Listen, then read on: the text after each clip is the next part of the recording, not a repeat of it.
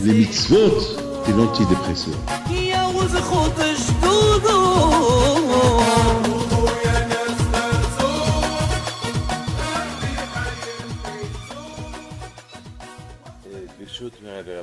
Avec la permission d'Hachem, je voudrais vous expliquer ce que dans la paracha de Lech Lecha, d'Avraham Avinu, on voit que Hachamim nous disent qu'il y avait une grande différence entre Abraham et Noah. Noah, c'est lui qui a reconstruit le monde. Il y a une façon comment il a construit. La Torah nous parle de Avraham Avinu, de la façon comment Abraham il a construit le monde. Pourtant, Noah, c'est écrit qu'il était un grand tzaddik. Sur Avraham Avinu, c'est pas écrit qu'il était un grand tzaddik. Pas écrit. Mais c'est écrit qu'Abraham est respecté Hachem, est respecté la Torah. Mais la Torah, elle ne précise pas qu'il était tzaddik comme qu'elle a précisé par rapport à Noah. Mais d'autre côté, Hachamim disent que Noah, s'il aurait vécu à l'époque d'Abraham, Noah, il ne vaut pas grand-chose par rapport à Abraham. Alors, c'est quelque part, il faut comprendre. D'un côté, la Torah, elle prétend que Noah, c'était un grand tzaddik à sa génération.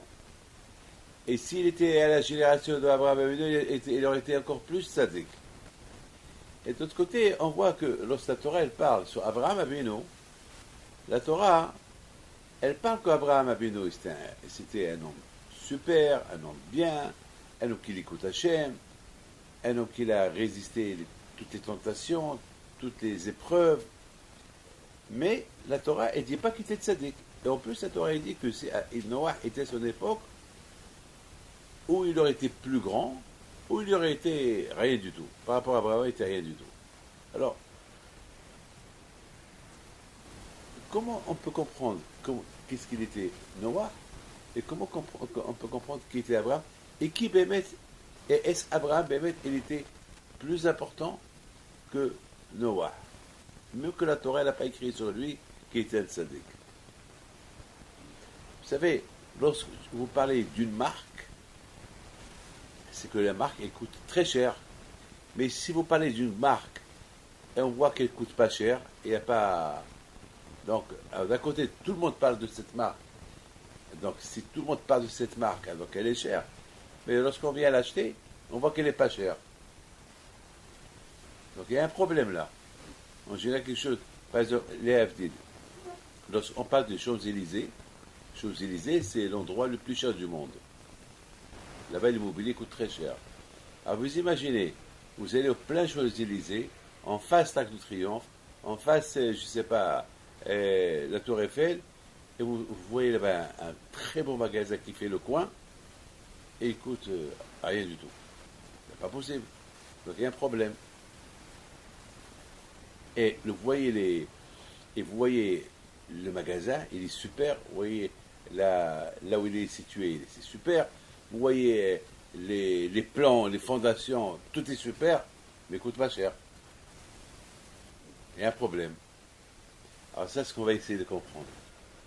Alors, j'ai pas réfléchi, et par exemple, on parle de Rabbi Chaim Pinto. Écoutez bien ce que je vais vous dire. Lorsqu'on parle de Rabbi Chaim Pinto, vous savez, moi, ces derniers temps, je découvre mon grand-père. Vous savez, il y a un monsieur qui a donné, mon fils Rabbi Raphaël, il m'a raconté qu'il y a 2 semaines, ou 3 semaines, il y a un Français qui essayait par tous les moyens de faire. Il paraît que ça fait 10 ans qu'il me cherche. Je ne sais pas comment il m'a cherché. À 10 ans qu'il ne sais pas, parce qu'il a mal cherché. Alors, il a trouvé beaucoup de David Pinto, mais ce n'était pas le David Pinto qu'il cherchait. Et finalement, il est tombé sur mon fils, et on a dit c'est le fils de Rabbi David. Et puis, il lui dit je voudrais bien vous voir, parce que moi je cherche votre père, mais c'est pareil, Alors, il a dit, mais mon père, il est à Paris. Mais effectivement, je n'étais pas à Paris, j'étais en Ukraine. Donc, il a dit, il faut que je vous voie, vous êtes pareil, je voudrais bien vous remettre quelque chose et vous donner vous raconter quelque chose et vous remettre quelque chose. Et j'ai oublié le nom de ce monsieur-là, c'est mon fils qui connaît le monsieur, il a reçu. Il lui apporte une photo originale de Rabbi Haim Pinto. Une super photo. Une photo qu'il était entouré d'une vingtaine de personnes. J'ai jamais vu une photo de Rabbi Haim Pinto au milieu, assis, et tous les gens qui l'entourent, avec des enfants. Il n'y avait aucun là-bas qui avait une barbe. De ceux qui avaient la barbe, c'était Rabbi Haim Pinto. Le seul. Et tous étaient habillés à l'époque, comme la façon qu'ils étaient habillés à l'époque, les costumes de l'époque, ça fait il y a 70, 80 ans, comment ils étaient habillés à l'époque. Et je vois Rabbi Haim Pinto à la Vachalon, je vois son visage, et je vois le visage des autres. Et je vois que tout le monde est entouré de lui, et chacun lui touche ses mains, ça veut dire qu'ils veulent prendre la photo en le touchant. Et je vois le tzaddik à la Vachalon, Rabbi Haim Pinto, assis, la grandeur, la anava de ce tzaddik-là. Quelle belle photo. On va la diffuser, cette photo-là. Il me semble que je l'ai vue une fois, mais on n'a pas voulu me la donner. Là, alors ce monsieur-là, ce français-là, qui n'est pas juif, il raconte à mon fils, ouais, il a dit, vous savez, en 90 ou 91, j'avais des gros problèmes, des graves problèmes d'argent. Donc, un ami à moi qui habitait à Paris, il me dit, on va aller à la Iloula de Rabbi Haim Pinto, tu viens. Alors, il dit à mon fils, monsieur, moi je suis pas juif, et j'ai rien compris, la Iloula, je vais faire.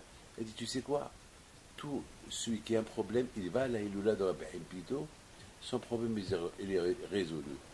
Alors maintenant, le non-juif, qui pense, il dit, quoi, c'est un pèlerinage magique, alors si c'est comme ça, alors tout le monde va aller, pourquoi c'est pas tout.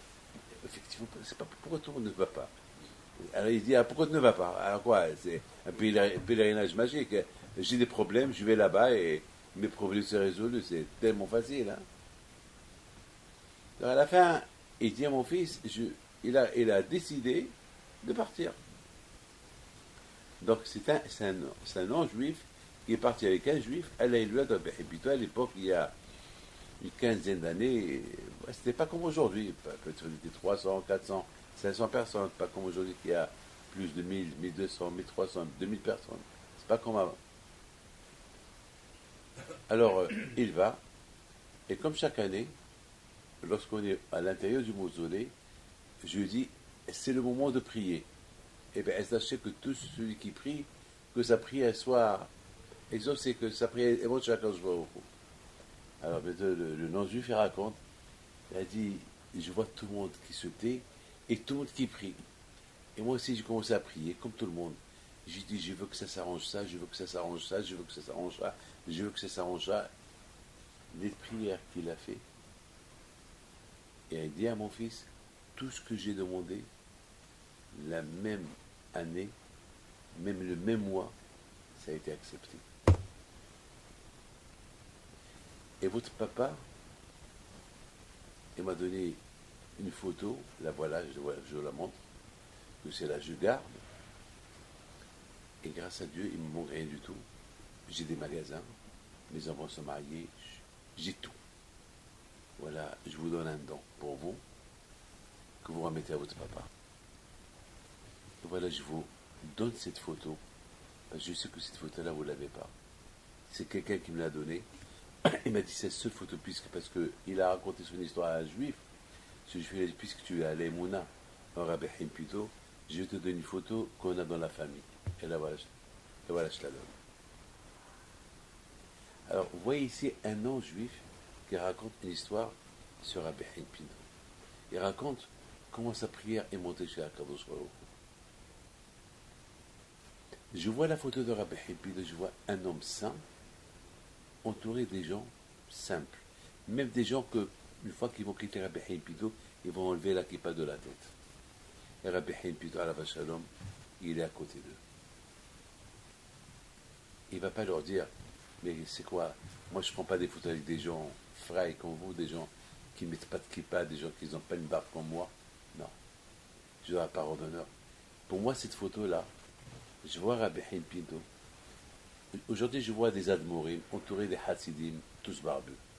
Je vois ici un tzaddik qui fait des miracles, entouré avec des gens, habillés comme les béhémots de l'époque, très modernes de l'époque, et rétro, métro, je ne sais pas comment vous dites, métro, voilà, comme à l'époque, presque, pas une kippa sur la tête. Ils avaient une kippa par rapport à Rabbi Haim, mais je sais qu'après ils vont l'enlever. Voilà, il se fait photographier avec eux. Voilà ce que j'ai appris. Voilà, moi je dis, c'était comme ça Abraham Avinu. L'approche d'Abraham Avinu à l'époque, vous savez, il faut savoir une chose. Il y a un tzaddik, il y a un tzaddik. Il y a un tzaddik qui est tzaddik, il est tzaddik. Que Hachem seul qui sait qu'il est tzaddik, d'accord? Il y a d'autres tzaddikim que le monde entier, on voit sur eux, ils vont, le monde entier, ils voient que ce monsieur-là, il est tzaddik. Ah, comment un vrai tzaddik, comment on peut calculer un vrai tzaddik?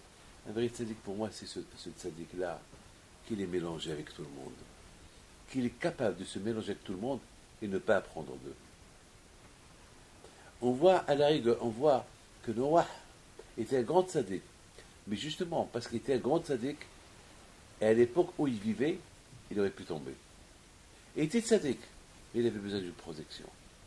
Abraham Avinu Alav Shalom, il pouvait être tzaddik et rester tzaddik, même s'il est avec les Shaïm. Et les Shaïm ne vont pas l'influencer. Moi, je vois dans cette photo de Rabbi Haim Pito sa capacité. Vous savez, aujourd'hui, à notre époque aujourd'hui, c'est dur d'être juif et de surmonter les épreuves d'aujourd'hui. La technologie aujourd'hui, vous savez, vous prenez un téléphone, un iPhone aujourd'hui, dans ce téléphone-là, que Dieu préserve, il y a du tout. Vous savez que cette semaine, un monsieur là, il a, comme ça, il voit que sa femme, elle avait un cheveu sur un manteau. Il dit, mais ce cheveu-là, d'où il vient? Un cheveu un peu gris. Il dit, c'est pas de moi, puisque on ne s'est même pas enlacé. D'où ce cheveu gris vient? Comme ça, de sa tête. Et voilà sa tête. Et lui a dit, va prendre le sac et prends son téléphone. Il prend le sac. Et là-bas, il voit les derniers textos que l'amant de sa femme, il lui envoie. Ah ben on a passé une bonne après-midi. C'est bien pour la belle après-midi qu'on a parlé. Et qu'est-ce qu'il lui dit? Il lui dit, ne fais pas des bêtises. Comme tu as fait la dernière fois, tu as laissé quelques cheveux sur des... Pour vous dire, un téléphone, aujourd'hui, je connais plein d'histoires. Je connais plein d'histoires, des histoires de téléphone. Les gens qui se font arrêter, attraper, les femmes d'un côté, et les autres. Aujourd'hui, on vit dans une époque très dure, très très dure.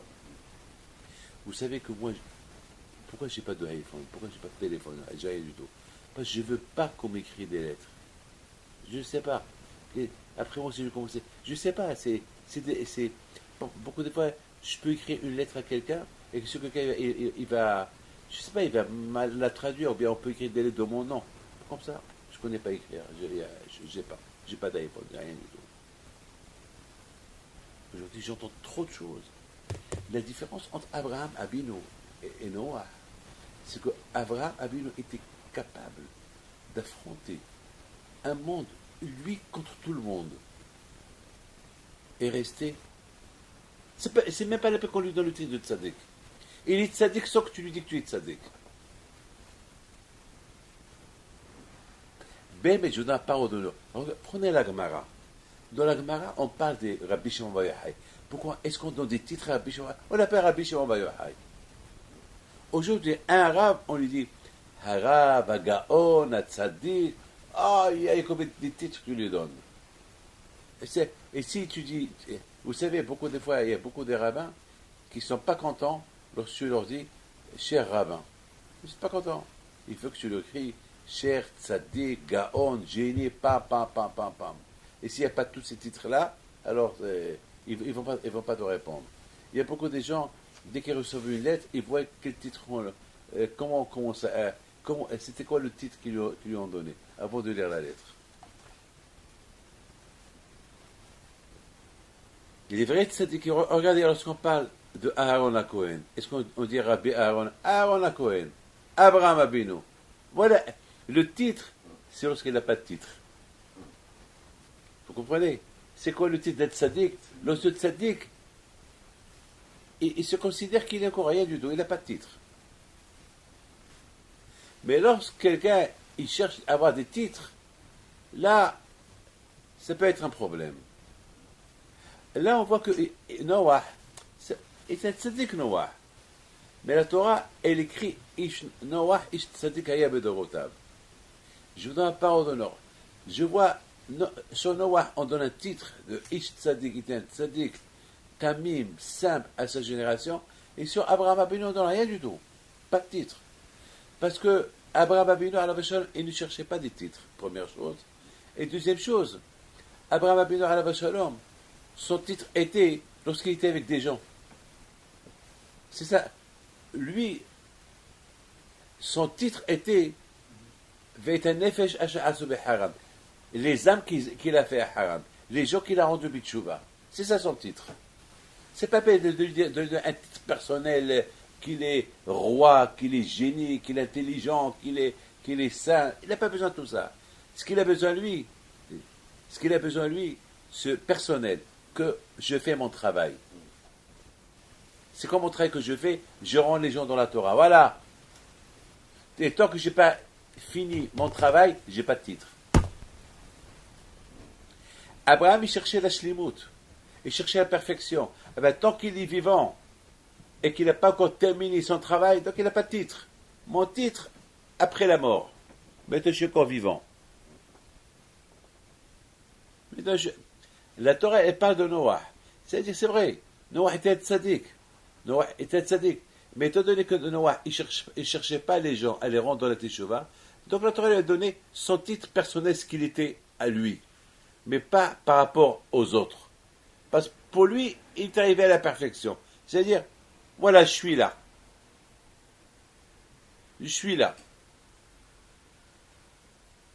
Voilà, je suis là. Et ce qui est important, et c'est la raison pourquoi, étant donné qu'il travaille tout seul, donc c'était un danger. Il pouvait tomber.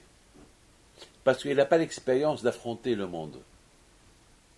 Quelqu'un qui n'a pas l'expérience d'affronter le monde d'aujourd'hui, il faut qu'il fasse attention là où il va. Parce que là où il va, s'il ne fait pas attention là où il va, il peut tomber dans l'influence de l'environnement. Abraham Abinu alav shalom, il a acquis son propre expérience. Je voudrais vous dire quelque chose. Maintenant, on a compris pourquoi Abraham Abinu alav shalom, sa grandeur était que je ne suis pas arrivé à la perfection. Et puis, je n'ai pas encore fini mon travail. Puis, je n'ai pas fini mon travail, il ne me donne pas de titre. Je ne cherche pas de titre, parce que je n'ai pas fini. Et là aussi, si tous les tzadikim du Talmud, on ne leur a pas donné un titre, parce que eux, ils se basent sur la chose. Eux aussi, ils sont comme Abraham Abinu.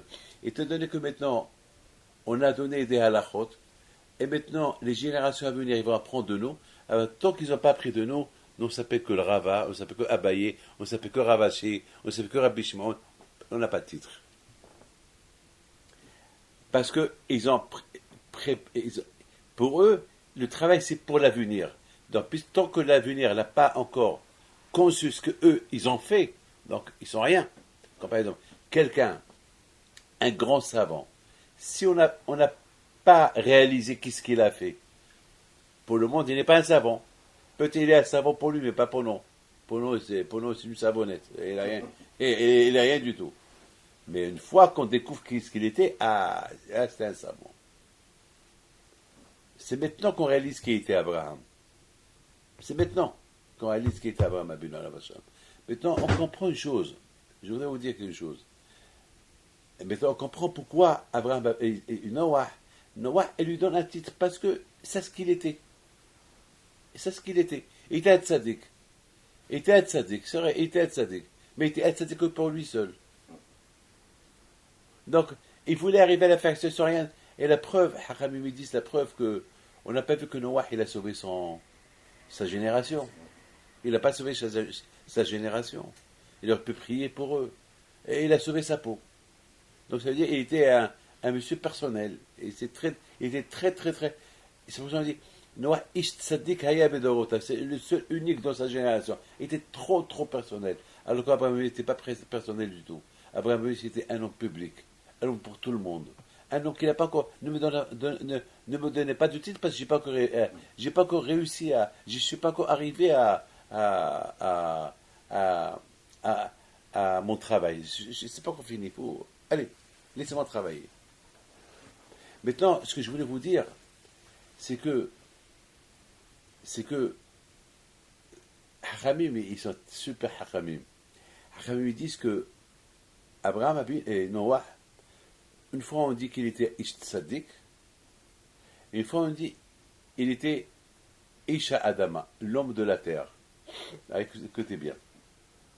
Hachamim dit, c'est écrit dans la Torah de la parasha de demain, que lorsque Noah est sorti de la Teva, de la grotte, de la Teva, de l'arche, il voit un monde détruit après le déluge. Il voit un monde détruit. Il regarde, il commence à pleurer.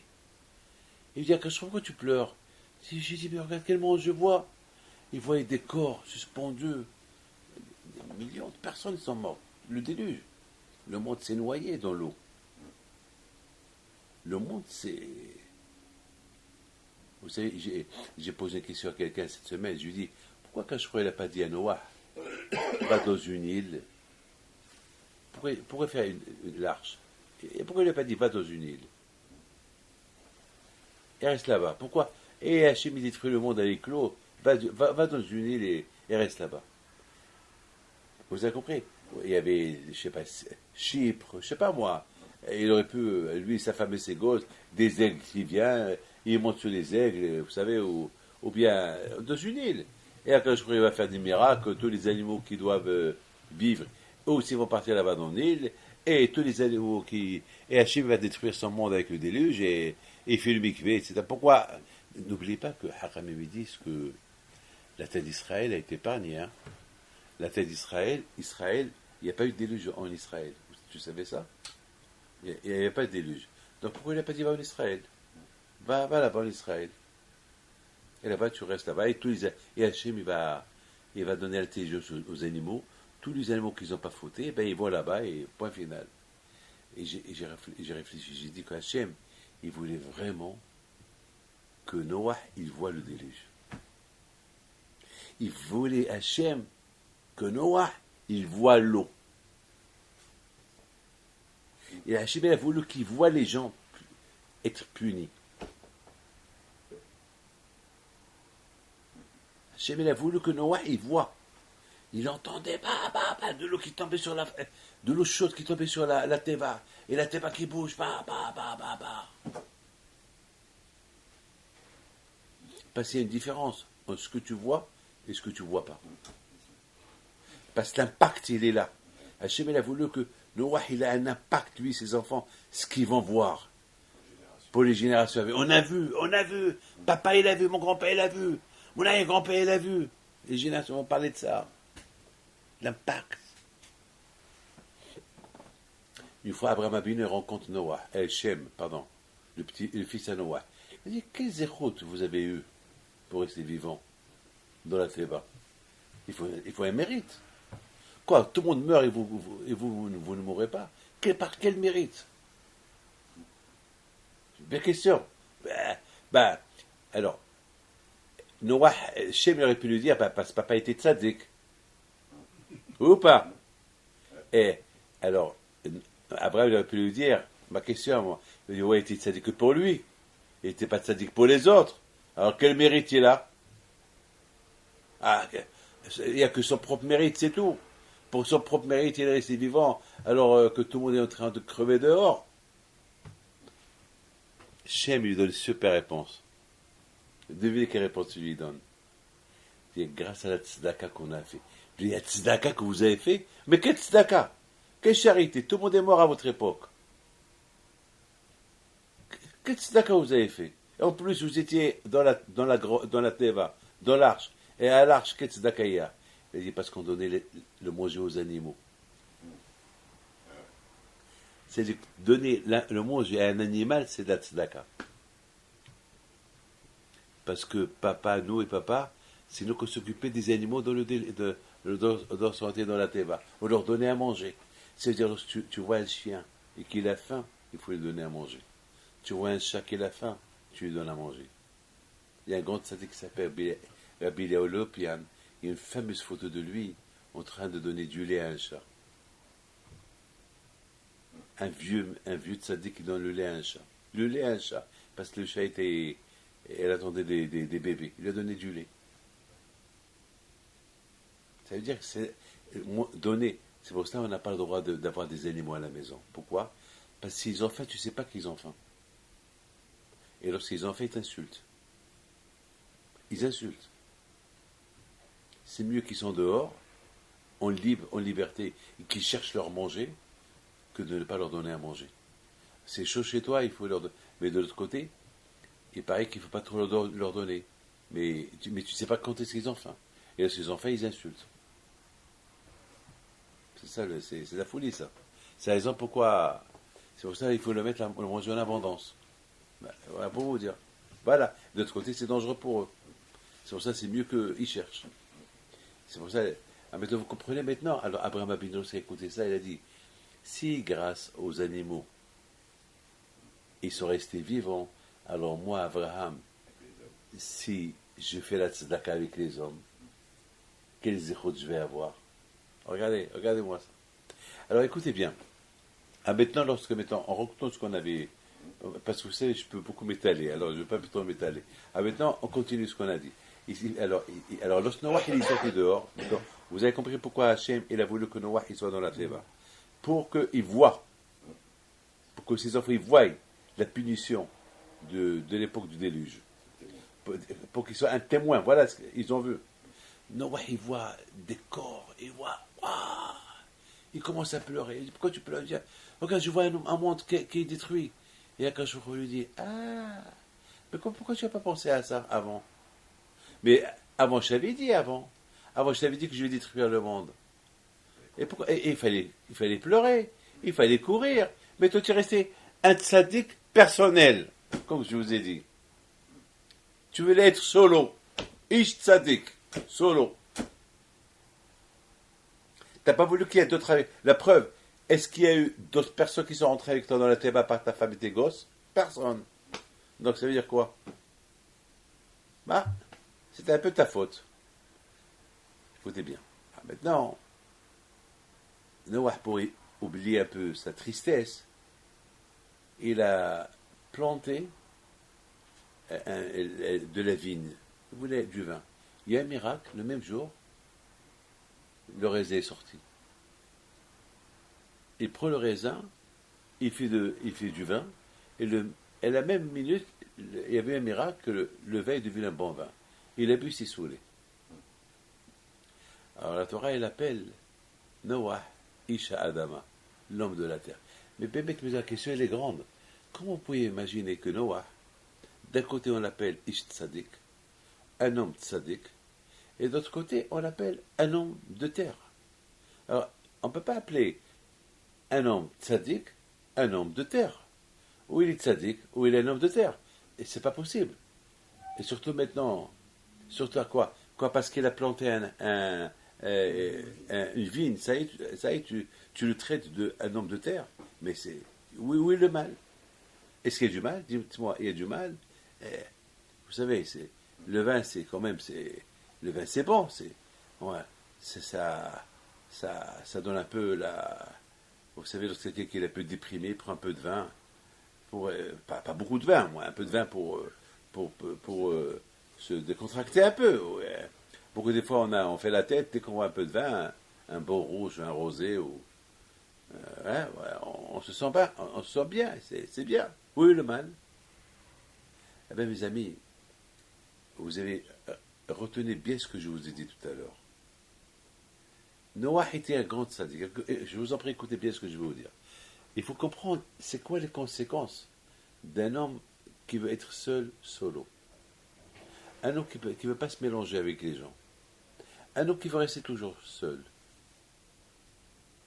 Un jour qui va rester toujours seul, il ne sent pas de responsabilité pour les autres. Moi, je déprime lorsque je suis seul. Parce que moi, j'estime que mon travail, c'est avec le public. C'est pas donné à tout le monde. Moi, je peux pas. Vous savez, je suis feu. Je peux pas. Je me vois pas. Je me vois pas être seul. Moi, je peux pas. Moi, j'aime toujours transmettre. J'aime toujours donner la Torah en anglais, en espagnol, en hébreu, en arabe, en français. Je veux transmettre. Noah, malheureusement, un homme, la Torah veut nous apprendre qu'un homme qui veut être toujours tzaddik, il veut toujours servir le bon Dieu seul, alors qu'il a le travail à donner, il ne le fait pas. À la fin, il fait des bêtises. C'est vrai, c'est pas donné à tout le monde de donner. C'est pas tout le monde qui peut être. C'est pas tout le monde qui est riche. C'est pas tout le monde qui est pauvre. C'est pas tout le monde qui est intelligent. C'est pas aussi tout le monde qui peut transmettre la Torah. C'est pas tout le monde. C'est vrai, c'est pas tout le monde. Mais je parle de ceux qui peuvent donner, ils ne donnent pas. Hein? Ou ceux qui auraient dû donner, ils n'ont pas donné. Vous savez que Hachamim me disent que le bon Dieu pleure pour certains cas. Il pleure pour un pauvre que il n'a pas de quoi vivre. Et il a la possibilité de vivre, il reste pauvre. Il pleure pour quelqu'un qui peut étudier la Torah, qui a la yeshiva à côté de lui, il y a une synagogue à côté de lui, il y a tout à côté de lui, il ne le fait pas. Et il pleure pour quelqu'un qui veut étudier et que rien n'est à côté de lui. Et qui ne peut pas étudier parce qu'il n'a pas la possibilité d'étudier. Il pleure pour lui. Quand je vois, comment toi, tu as la possibilité de devenir un tzaddik et tu ne le fais pas.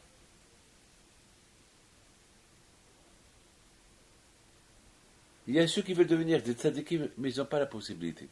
Il y a la peine pour eux. Je vous donne la parole d'honneur.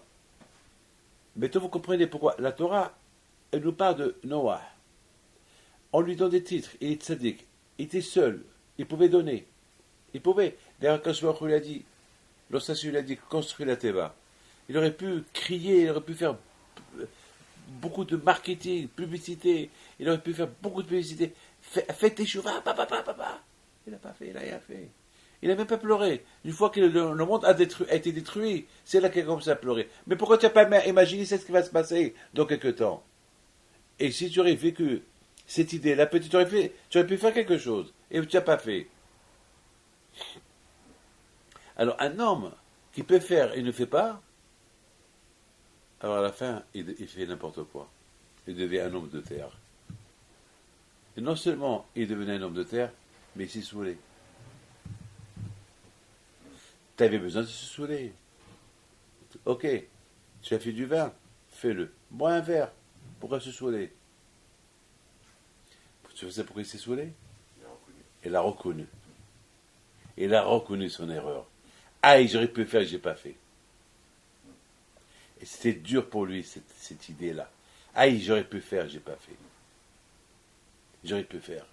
J'aurais pu rendre beaucoup de gens. Peut-être j'aurais pu éviter le déluge, je ne l'ai pas fait. Et pourtant, la Torah me donne des titres. Et je n'aimais pas. J'ai préservé ces titres pour moi personnel. Et, dommage. Je vous dis quelque chose. C'est qui le riche? Vous savez ce que le riche? Le riche. Et maintenant, chacun. Et c'est qui le pauvre? Et c'est qui le riche? Alors, il y a Pirkei Avot qui dit que le riche, c'est celui qui se satisfait de ce que le bon Dieu lui a donné. C'est ça le riche. C'est pas le riche celui qui se sent qu'il est riche. Parce que si vraiment il se sent qu'il est riche, il va pas, il va jamais, c'est jamais assez pour lui. Il veut encore, il veut encore, il veut encore, il veut encore. C'est quoi le riche? Ah ben, le riche, c'est ce que j'ai, c'est ça ma richesse. Et ce qui est le pauvre, lui aussi, c'est celui qui veut que je suis pauvre. Qu'il est content de s'en sort.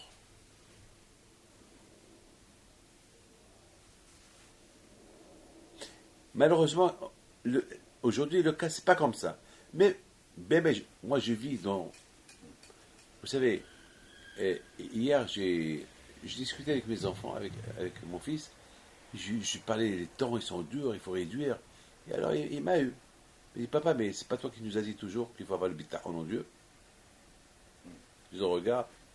Je lui dis, mais ça va, mais je sais, mais papa, tu nous as dit, il faut avoir le bitachon en Dieu. Il m'a eu. Je n'avais pas de réponse. Je lui dis, t'as raison. Va, oublie ce que je t'ai dit. Non, les temps, ils ne sont pas durs. Allez, va. Allez, vivons, les temps, ils ne sont pas durs. Allez, c'est bon. Entre vous et moi, on se plaint. On dit toujours les temps sont durs, sont durs, sont durs. Et chaque année, je reviens Shiva. Alors quoi? Il y a un problème là. D'un côté, les temps sont durs. Au lieu de réduire, j'ajoute. Au lieu de réduire, j'ajoute les frais. Alors, où ça? Eh bien, justement, c'est ça l'homme. L'homme, jamais il est satisfait. Vraiment, ou que ce soit dans le spirituel, il n'est jamais satisfait, ou dans le matériel, il n'est jamais satisfait. Maintenant, on voit Abraham, Abino. C'est ce qui fait avancer aussi. Oui, bien sûr, c'est ça ce qui fait avancer. Et il faut bien mettre, il faut, vous savez, même dans la Torah, on n'est jamais, c'est ce que je voulais vous dire maintenant. Chez Abraham, Abino, alav shalom, le fait qu'il vivait, que jamais il a encore atteint son but, alors il se voyait toujours petit. J'ai pas atteint mon but encore. C'est pour cela, la parole de Lech Lecha, c'est écrit Lech Lecha. Abraham, ne crois pas parce que tu as converti quelques personnes et tu as rendu un peu des gens Bitchova, ça t'a atteint ton but. Non, Lech Lecha, va encore, il y a encore du travail à faire. Ça veut dire que, Bémet, au lieu que la Torah, elle nous parle que d'Abraham, qui était seul contre le monde entier, qui était idolâtre, était un tzaddik, qui était croyant, et qu'il a donné sa vie pour le bon Dieu, que Nimrod l'a voulu le brûler. La Torah ne parle même pas de ça. La Torah ne parle même pas que Nimrod, il a jeté Abraham au four, et qu'il y a un miracle comme ça, la Torah ne l'écrit pas. Mais c'est un miracle. Imaginez-vous, on prend un homme, on le jette dans un four, du feu. Il ne brûle pas. Et il marche. Et après, Nimrod lui dit, Abraham, tu es super, mais je crois que ton Dieu est plus fort que moi. Sors mon fils, sors. Tu es super. Comment la Torah ne parle pas de ça? Attends, c'est un miracle ça, La Torah ne pas de Kehat Yamsouf. C'est un miracle, oui. Et quelqu'un qui rentre dans le feu et qui sort vivant, c'est pas un miracle que ses vêtements ils n'ont pas brûlé, ses cheveux n'ont pas brûlé, il sort vivant. Pourquoi la Torah ne te parle pas de ça? La Torah ne te parle des 10 plaies qu'il y a en Égypte. Mais pas de ça aussi. Non, parce que ça c'est que le début. Abraham il n'a pas voulu avoir un titre déjà par rapport à ce miracle. Ah, s'il a eu ce miracle, c'est un grand tzaddik. Non. Je serai tzaddik après 120 ans. Pas maintenant. Je suis encore l'ech maintenant. Je viens de commencer. J'ai une longue vie devant moi. Je suis rien du tout encore. Alors que Noah, il fait ce que Noah, il travaille que pour soi-même, que pour lui. Donc, personnellement, Beofat Ishi était tzaddik. Mais, alors qu'il est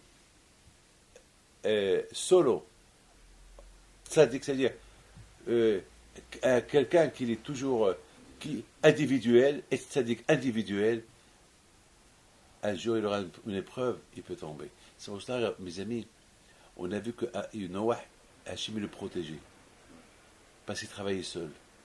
Et un homme qui travaille seul, Hachem s'est dit, il travaille tout seul pour lui-même, et si je ne l'aide pas, il risque d'être influencé et tombé. Donc c'est la fin du monde. Il faut que je l'aide. Allez, Noah, je ne peux pas rester avec eux, il faut que tu rentres dans une théba. Occupe-toi. Hachem lui a donné une occupation. Occupe-toi, pour ne pas qu'il reste mélangé avec les gens. Allez, occupe-toi. Il lui a donné une occupation. C'est comme quelqu'un qui, pour ne pas qu'il déprime, tu lui donnes une occupation. Ou quelqu'un qui sort trop, il fait des bêtises, tu lui donnes une occupation pour qu'il oublie un peu ses bêtises. Quand il a donné une occupation à Noah, laquelle elle construit une théba, construit l'arche. Construit l'arche, une fois qu'elle a construit, elle rentre dedans, il a fait le déluge, et maintenant il est tout seul, il n'y a personne. Allez, maintenant tu peux commencer tout seul. Mais fais gaffe. Ne travaille pas solo. Sache que si tu travailles solo, si tu restes tzaddik seul, tes enfants vont apprendre de toi, encore ça va être la fin du monde encore. Il faut être mélangé. Il faut apporter, il faut montrer la voie d'Hachem. Il faut apprendre la voie d'Hachem aux autres. Comme cette belle photo de Rabbi Pido. Ben, mais, et il dit, dommage, je ne l'ai pas avec moi. J'aurais dû la faire, je vais dire à mon fils qui me l'envoie. Une belle photo de Rabbi Pido. Il y avait presque, je ne sais pas, 10, 15, 20 personnes autour de lui. Et tous habillés, très modernes, de l'époque. Pas de djellabia, non. Costume, vraiment avec des cheveux de l'époque comme des cheveux. Hein? Ouais, les cheveux, enfin, des traits à gauche, et, je sais pas, la mode de l'époque, d'il y a 80 ans.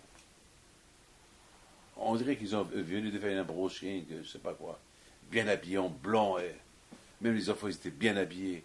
Et Rabbi Hippit au milieu, ça ne les dérange pas. C'est pas des barbus qui l'entourent. Aucun n'avait une barbe. Il n'y avait que des moustaches, des comment ça s'appelle, les pattes, des brushings, voilà. Et ils n'avaient pas l'air d'avoir des kippas même. Il y avait peut-être une kippa par respect, mais je ne sais pas. C'est-à-dire que pour Rabbi Pinto, ce n'est pas ceux-là qui vont l'influencer. Le contraire, il est avec eux. Il les aide. Et pour eux, ils le tiennent pour prendre une photo avec lui. Pour eux, c'est un sroud d'être avec lui. Et c'est un sroud qui nous accepte. Et pour Rabbi Pinto, pour moi aussi, c'est un sroud qui m'approche. Ils veulent apprendre de moi. Je suis une image pour eux. Ça, c'était Abraham Avinu. Mais Noah, malheureusement, il s'est éloigné de tout ça. Il voulait être tzaddik solo. Alors qu'est-ce qui s'est passé à la fin? Il est tombé. Mais je voudrais terminer avec une belle phrase. Je l'ai écrit pour ne pas que je l'oublie. Mais c'est beau ce que je vais vous dire là. C'est quelque chose de super, vraiment quelque chose de super. Alors, déjà la question, je reprends la question. Est-ce que parce que Noah, il a planté une vigne, on l'appelle un homme de terre, alors que la Torah lui a donné un nom, lui a donné un titre de tzaddik? Et n'oubliez pas une chose. Est-ce que vous êtes au courant que Noah, c'est lui qui a inventé les outils pour travailler la terre? Oui, messieurs. C'est Noah qui l'a inventé. Avant, parce qu'à l'époque, les gens, ils creusaient avec leurs mains. Ils labouraient la terre avec leurs mains. Ils n'avaient pas la sagesse de créer des outils. Ils ne savaient pas. Ils croyaient qu'il faut creuser avec les mains. Alors, ils s'arrachaient les mains, les doigts. Et c'est lui qui a créé des outils pour labourer la terre. Alors, pourquoi il n'a pas donné le titre de homme de terre? Puis c'est lui qui a créé les outils. C'est pour ça qu'ils l'ont appelé Noah. Pourquoi il l'a appelé Noah? Ah, tu nous as soulagés. Jusqu'à maintenant, on se cassait les doigts. On se griffait avec... Maintenant, Baruch Hashem, tu nous as... Il leur a donné l'idée de comment labourer la terre. Les outils, le marteau et tout. C'est lui. Alors pourquoi il n'a pas donné le titre et l'homme des outils? Parce que là, il a planté une vigne, tu l'appelles un homme de la terre. C'est une super réponse que j'ai pensé ce matin. Super réponse. Il faut savoir une chose. Vous avez faim.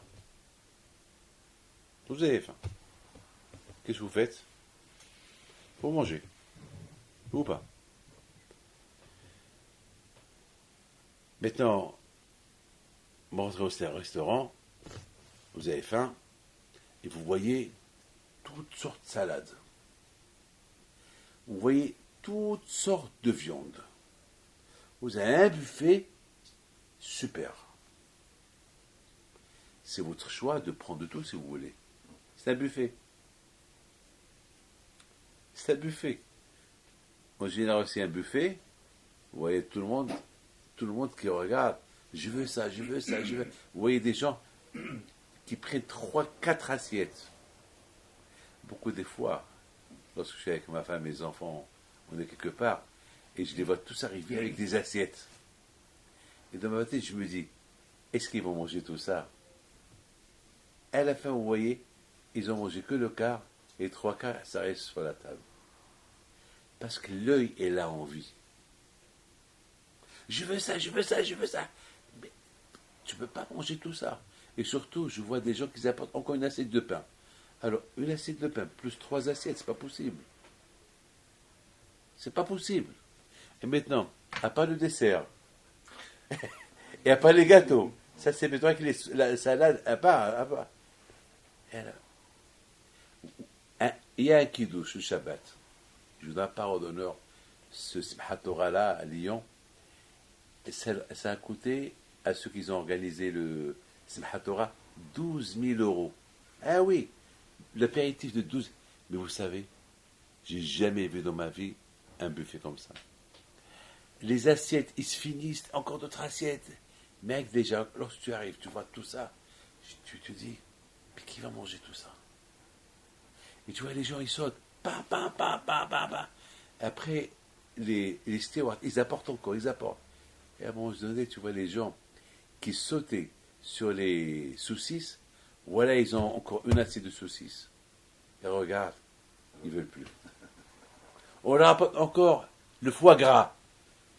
Et regarde, dommage. Il a même envie de prendre de sa pause pour un autre buffet. Ça, ils sont plus. Le corps, il est. Mais tu as vu des gens passer du foie gras, eh ben, ils vont le manger. Mais ils ont déjà assez. Jusqu'à qu'ils ont. Encore, il va te prendre. Alors, j'ai honte de leur dire, mais arrête, tu vas vous vomir. Et la fin, il va sortir dehors, il va tout vomir. Parce que le corps, il peut pas. Il a une limite, le corps. Lorsque tu dépasses la limite, tu vomis. C'est fini. Il ne faut pas chercher le plus. Il y a par exemple, je m'excuse de vous le dire, vous êtes riche, le bon Dieu vous a donné l'argent, ben, tu peux profiter. Tu peux avoir un beau salon. Mais ce n'est pas la peine d'acheter un salon qui coûte 10 fois le prix parce que c'est une marque. Et il y a un salon qui est mieux que celui-là. Ce n'est pas une marque, mais il coûte 1000 euros. Et celui-là, parce que c'est une marque, il coûte 20 000 euros.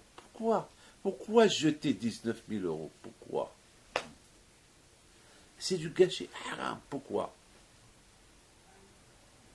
Il y a quelqu'un qui a acheté une Porsche. Je lui dis, mais pourquoi tu as acheté cette Porsche? Tu ne gagnes même pas de quoi vivre. Il m'a dit, parce que j'ai des amis qui ont des Porsche, j'ai des amis qui ont... Il faut, et c'est mes amis, je suis obligé. Je lui dis, mais t'es fou, eux ils ont de l'argent, toi tu n'as pas d'argent. Pourquoi tu fais ça? Et à la fin de la histoire, il a tout perdu. Il a pris la Porsche, il est à la rue là. Il a tout perdu. Pourquoi? Achète-toi une petite voiture. Profite. Tu montes avec tes amis dans la voiture. Pourquoi il faut que tu montes avec eux? Il faut savoir une chose. Ne sois pas un homme qui veut réussir, qui ne cherche pas le plus. Noah, tu es un tzaddik. Très bien. Tu as travaillé solo ta vie. Très bien. Tu as compris la leçon. Que parce que tu as travaillé solo toute ta vie pour être tzaddik, tu n'as pas aidé les autres, ils sont morts. Mais toi, tu es sorti de la teva. Alors, apprends des erreurs d'avant. Maintenant que tu es sorti, d'accord, tu es déprimé parce que tu n'as pas fait assez avant. D'accord, c'est pour ça que tu as fait une vigne pour boire du vin. Très bien. Ah, bois un peu. Bois un peu. Pourquoi tu bois trop? Pourquoi le plus? Pourquoi Pourquoi quelqu'un qui est déprimé, il peut prendre un quart d'exomil. Pourquoi prendre deux entiers pour s'endormir ou peut-être il va mourir? Pourquoi? Prends un demi, pas un petit quart. Et ça va te décontracter. Pourquoi prendre deux bâtons? Comme quelqu'un, il est venu chez moi drogué comme ça. Il m'a dit, Rabbi David, j'ai pris un exomil. J'ai dit, ouais, j'ai pris, mais il n'aimait pas parler. Je dis, pourquoi tu as pris un? Ben parce que j'arrive pas à vivre. Je suis pas bien. Mais prends un quart. Et tu vas être moyen. Prends un demi. Pourquoi un bâton? Alors va au lit. Va dormir. Non, il va rester réveillé. Non, parce que je veux voir. Mais je dis, tu vois, là, tu veux me voir, mais tu sais même pas quoi me dire. Ça, c'est l'erreur de Noah.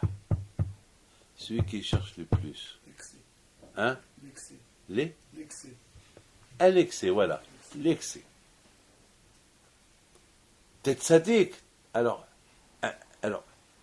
modérément, c'est pas la paix de.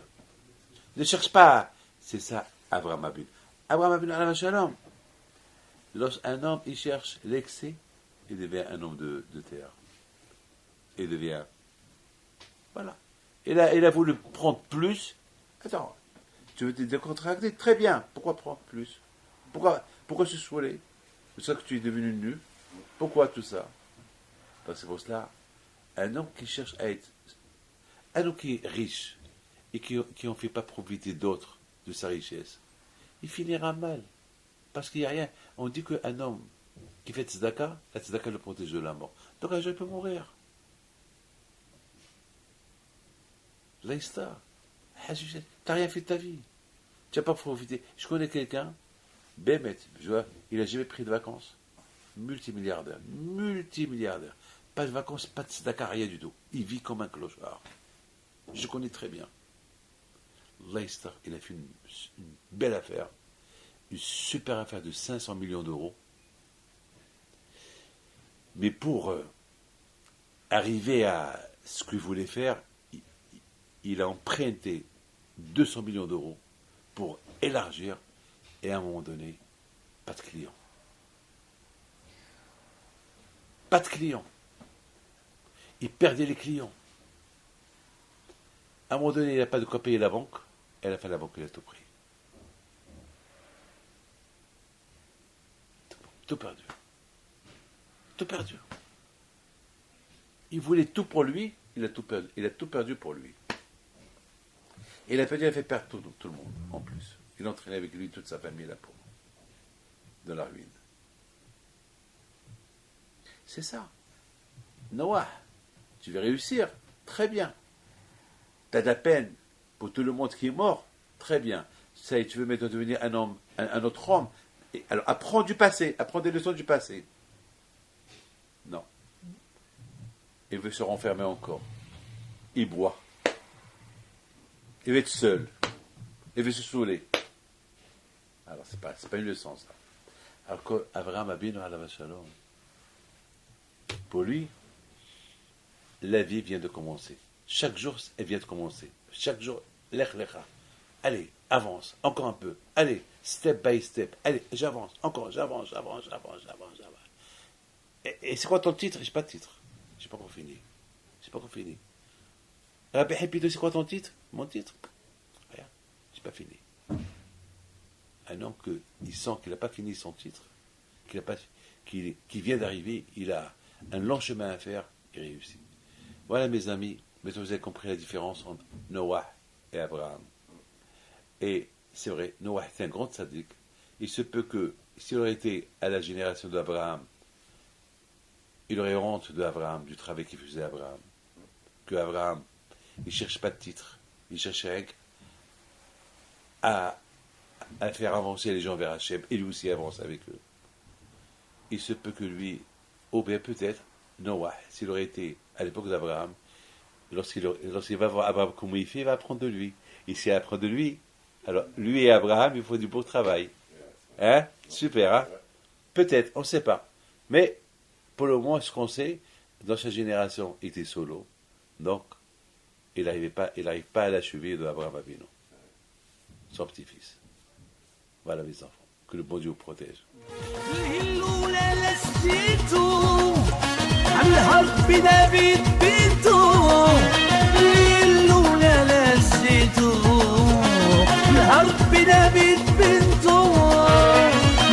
العيالات صغرتو